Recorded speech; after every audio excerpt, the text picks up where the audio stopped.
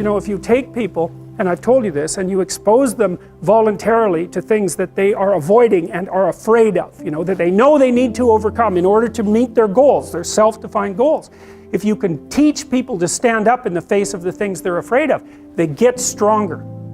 And you don't know what the upper limits to that are, because you might ask yourself, like, if for 10 years, if you didn't avoid doing what you knew you needed to do, by your own definitions, right, within the value structure that you've created, to the degree that you've done that, what would you be like?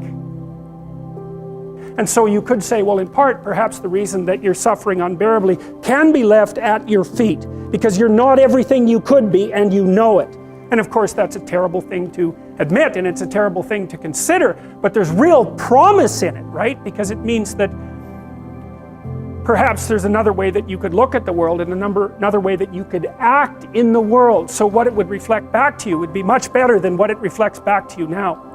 And then the second part of that is, well, imagine that many people did that, because we've done a lot as human beings. We've done a lot of remarkable things, and I've told you already, I think before, that today, for example, about 250,000 people will be lifted out of abject poverty, and about 300,000 people attached to the electrical power grid.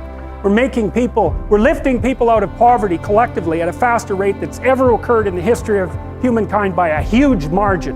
And that's been going on unbelievably quickly since the year 2000. And that's a great thing, and we have no idea how fast we can multiply that if people got their act together and really aimed at it.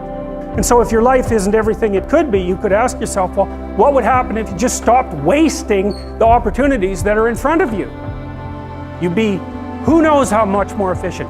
10 times more efficient, 20 times more efficient. You have no idea how efficient people get.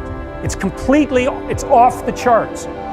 So you might say, well, what would happen if you abided by your conscience for 5 years or for 10 years? What sort of position might you be in? What sort of family might you have?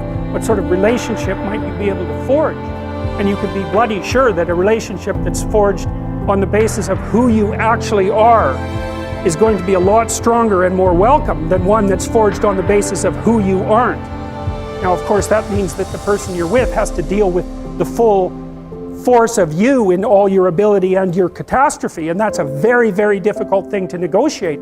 But if you do negotiate it, well, at least you have something, you have somewhere solid to stand, and you have somewhere to live. You have a real life, and it's a great basis upon which to bring children into the world, for example, because you can have an actual relationship with them instead of torturing them half to death, which is what happens in a tremendously large minority of cases.